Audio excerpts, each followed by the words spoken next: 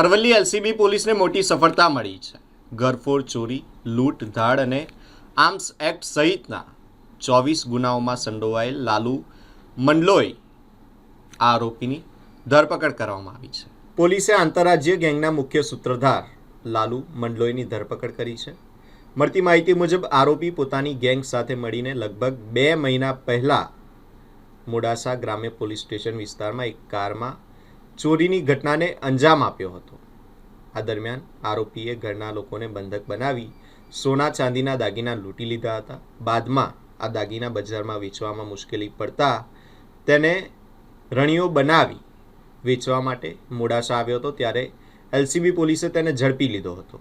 આ સમગ્ર મામલે પોલીસે વધુ તપાસ અને કાર્યવાહી હાથ ધરી છે।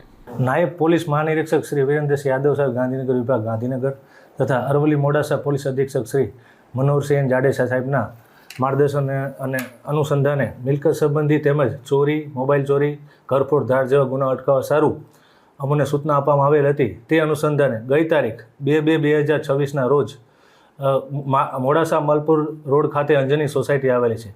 તે સોસાયટીમાં અન્ય અજાણ્યા 5 થી 6 ઈસમોએ 2 મકાનોના તાળા તોડેલા, ત્યાંથી ચોરી કરી તેઓ જે ત્રીજા મકાનમાં જ્યારે ચોરી કરવા માટે ગયા ત્યાં ઓલરેડી ફરિયાદી તથા તેમના બાળકો સાથે સૂતા હતા।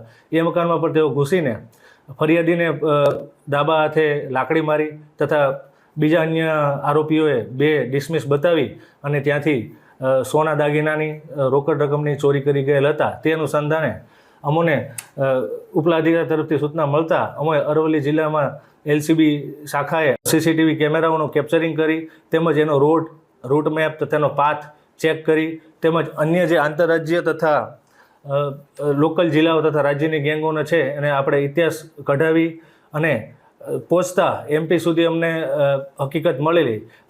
તે અનુસંધાને અમે અમારા 2 લોકલ એલસીબીના કોન્સ્ટેબલોને ત્યાં આગળ મોકલેલા અને ત્યાં પોતાનું સર્ચિંગ કરતાં ભૌગોલિક પરિસ્થિતિ વાકેફ થયેલા।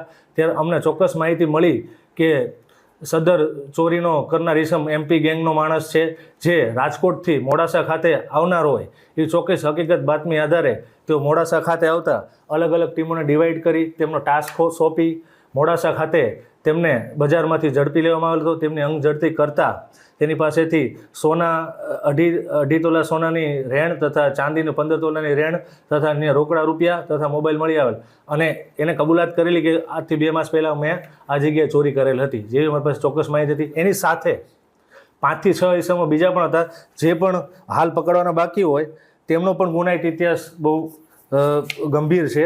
સદર જે અમે આરોપી પકડ્યો છે, જેનું નામ છે લાલુભાઈ ભીલ કરીને છે, જે કુક્ષીધાર મધ્યપ્રદેશ જિલ્લાનો છે।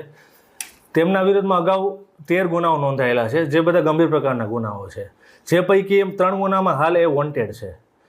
એટલે ત્યાં પણ આપણે જે તે રાજ્યમાં આપણે જાણ કરેલ છે, અન્ય હિસ્સામાં પકડવાનો બાકી છે, તેની હાલ તજવીજ ચાલુ છે અને ટોટલી મુદ્દામાલ આપણે રિકવર કરેલ છે અને ગુનો ડિટેક્ટ કરેલ છે। સર, આ ચોરીના જે પણ ગુનેગારને પકડ્યો છે અને આગામી જે ફરારી ગુનેગારો છે, ભૂતપૂર્વ સમયની અંદર જ્યારે પણ મોડાસાના અરવલ્લી વિસ્તારોની અંદર ચોરીઓની અંદર કોઈ કનેક્શન બહાર આવે એવી શક્યતાઓ ખરી? હા, એ તપાસ ચાલુ છે, પણ આ લોકોના જેટલા જે પણ ગુના પણ છે, જે મોસ્ટલી બધા મધ્યપ્રદેશ જિલ્લાના જાણે આવેલ છે। સર, આ લોકોની કોઈ એમો કોઈ સામે આવી છે?